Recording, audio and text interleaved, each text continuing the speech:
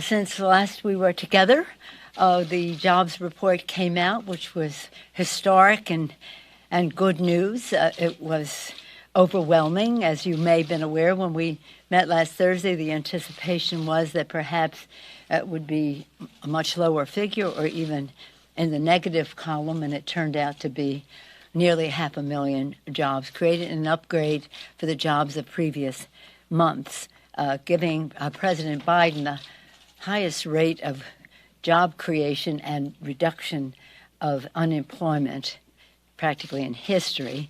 And again, a tribute to him, to our policies, and a tribute to the private sector, which created many of these jobs, working together with public and private. And with that, we continue our progress. We're laser focused on the economy for the people, creating jobs, growing the economy. As I said, 6.6 million new jobs were created last year. 6.6 million new jobs last year, a stark contrast to the previous administration. Grow the economy's rate of growth, fastest rate of growth in 40 years. That was for 2021. Lower unemployment, biggest single drop in the unemployment rate in history, and lower prices for all Americans through strong action through Congress. And I want to talk about that for a moment. On Friday, we very proudly, and I'm greatly appreciative of the work of the committees, the members of the committees, and all of the House Democrats in terms of passing the Competes Act. This is a bill that was developed in many committees in a very bipartisan way, both in committee votes and votes of the individual bills on the floor that came together to become the American Competes Act of 1922. So when the Republicans say, well, I'm not voting for it because I don't want to give President Biden a victory, or it wasn't bipartisan, it was, and we can document that for you. But in any event, it is legislation that makes America preeminent in manufacturing and innovation and economic strength. It's about declaring our independence, our self-sufficiency as a nation as we reduce our dependence on factors of production coming from other countries holding us up. The critical legislation will bolster that independence and self-sufficiency in manufacturing, while positioning us to be the leader and continue to be the leader in the 21st century. It was needed to contain inflation. Inflation, when you reduce unemployment, sometimes inflation goes up. And so I wrote to my colleagues this morning, and I want to talk to you about that letter. It said, I write to you in pride and appreciation for passing the Competes Act. Again, it bolsters self-sufficiency and independence. I won't read that. It's also needed to control inflation. It will do so by committing $45 billion to address the supply chain challenge, which is raising costs for America's working families. There's just no question. The limitation on product increases the cost. And it goes on to say this: fighting inflation is an important part of our democratic agenda, economic agenda.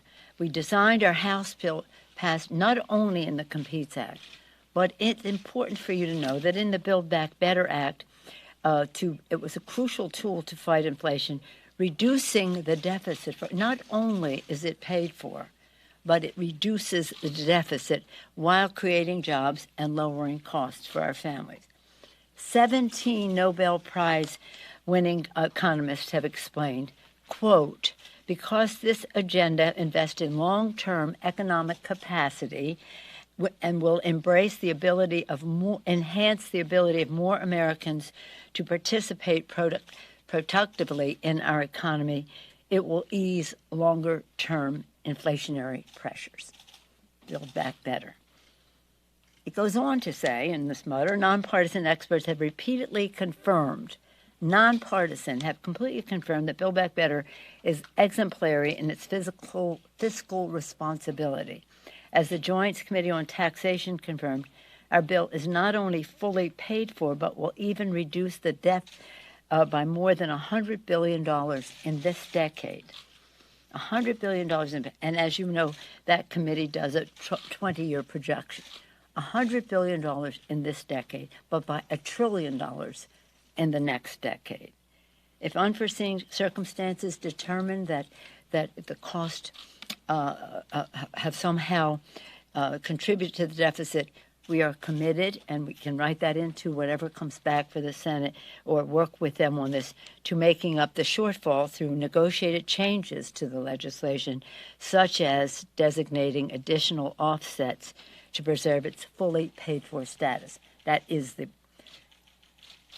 mission, that is the goal, that is what we did, and we intend to protect that. Again, you know what Build Back Better does, and I also then go on to brag again about the American Rescue Plan, which did so much to help America's working families. Letters there for you. But I want to focus on inflation and these two pieces of legislation. One that we are sending over, it's being engrossed right now. That's a term of legislative art. And when it's finished, it will go over to the Senate for them to act upon it. And, of course, BBB is over there now. So that's that. Yesterday, the House, again, moving forward, doing the people's work, the House passed the continuing resolution to keep government open, meet the needs of the American people, whether it's our veterans, our seniors, our small businesses, our families, our children. It was strong bipartisan vote. I was very pleased with the vote we had, and we're making good progress on a bipartisan omnibus that will be ready in time to deliver for the American people. And now that President Biden has signed the infrastructure bill, we need to pass the omnibus to unlock some of the funding to go forward from the infrastructure bill. We have a lot going on here legislatively. Yesterday, we passed the postal reform to ensure speedy, reliable delivery service, save the U.S. Postal Service while protecting employees and retiree benefits. It goes on and on about the value of the Postal Service. I've said this to you before, I'll say it again, especially during the time of COVID, so important. U.S. Postal Service delivers 1.2 billion prescriptions each year, many of them medications ordered by our veterans. So we're very proud of that very strong bipartisan vote we had yesterday on that. And we sent that over to the Senate as we did the CR. Now I'm just going to close by saying that you've heard me say again and again that the Republicans seem to be having a limbo contest with themselves to see how low they can go. They seem to have reached rock bottom with their statement that what happened on January 6th was normal political discourse. Legitimate political discourse. I've also said that Republican country needs a strong Republican Party. They've made great contributions to our country. I say this to Republicans all the time. Take back your party from this cult. Take back your party. America needs a strong Republican Party and a strong Democratic Party. But it has been hijacked, and it's disturbing to see that the Republican leader of the House literally refused to condemn that resolution of legitimate political discourse. He literally ran away from the press when he was asked about his position. The Republicans can run, but they cannot hide from what happened on January 6th to call that legitimate political discourse. 140 law enforcement officers were wounded. Some people died. It was an assault on our Capitol, our Congress, more importantly, assault on our democracy. They can run, but they can't hide. With that, I'm pleased to take any questions you may have. Excuse me. Madam Speaker, do you support... You had a question last time. Yes, ma'am. Thank you. I would like to ask you this about Congresswoman Joyce Beatty. She referenced Yes. an incident with Congressman Rogers yesterday where she says that he poked her, that he used profanity against her. This obviously comes on the heels of a lot of tense interactions between Democrats and Republicans. Congresswoman Cori Bush says she even had to move offices. You've been here in the House for more than 30 years. Have you ever seen the discourse between Democrats and Republicans this bad? I haven't seen the obstruction on the part of the Republicans and the legitimate political discourse reflection of their values this bad.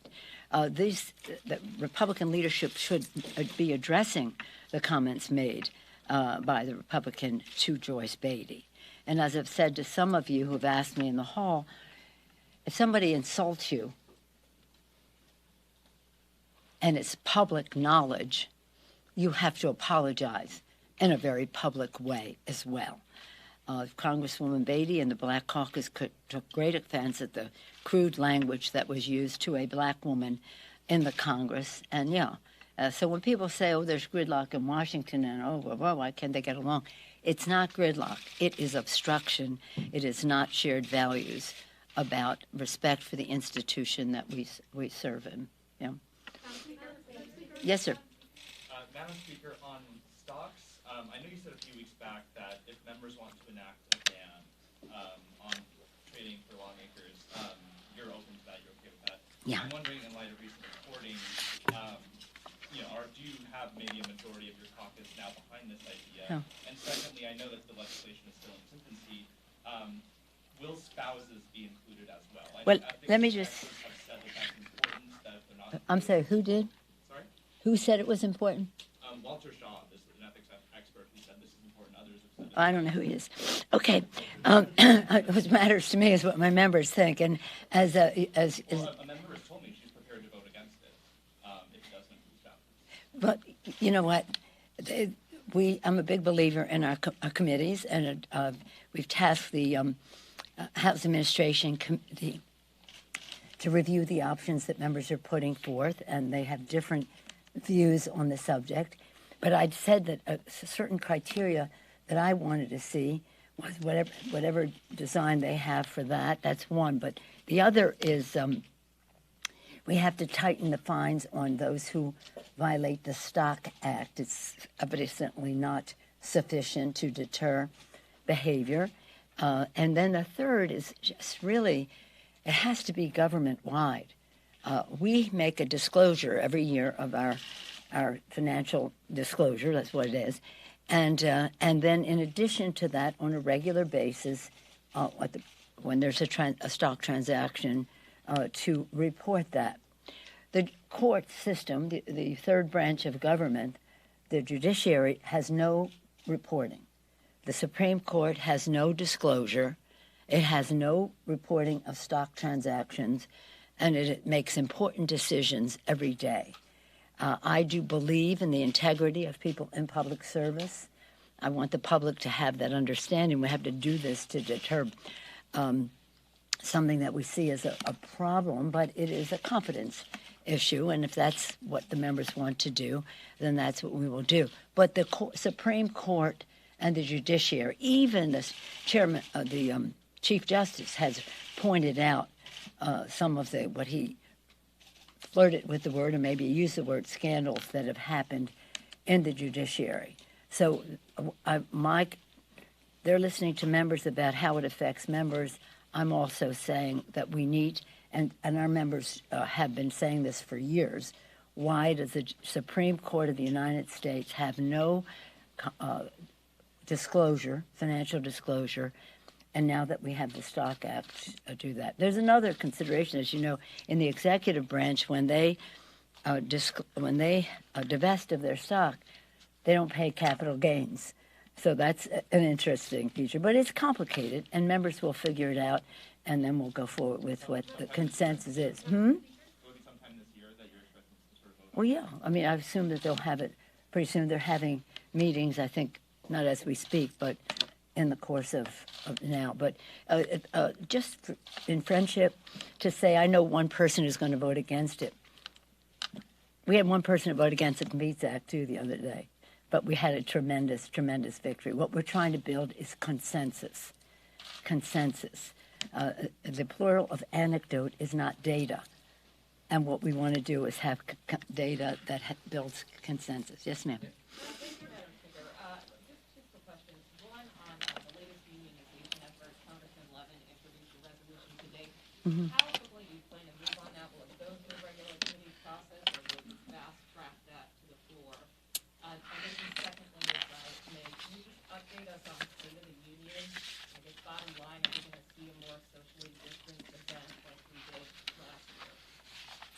Well, let me take the second one first. There's a very great interest on the part of members to have more fuller participation in the State of the Union, and we have to respect the guidance of the Capitol physician, and we're anticipating some report from him with vaccinations and so much happening since last year. I think that people are ready to pivot in a way that shows to the American people we've largely been vaccinated here. We think that many more people can participate, but it's not anything that we can do. It's up to the Capitol physician, I sent out a notice again to the members at the guidance of the Sergeant at Arms, whose guidance comes from the physician. But we should have some. I'm hoping that every week brings us closer to a bigger participation. My goal would to be able to invite every member of Congress to the State of the Union. Yeah, and then in terms of what was it? Unionization, Congressman Levin's resolution. How soon? Well, his resolution is to, as I understand it, he had a press conference this morning. As I understand, his resolution was to bring forth something that was proposed in the late 90s, 96, something like that. At that time, they had something that was proposed that was like a tripartite. It had the Senate, the House, and then some kind of a joint entity. In that joint entity, they proceeded. The police were unionized, some of the people at the Library of Congress, different entities that support the House and the Senate, unionized as they wished.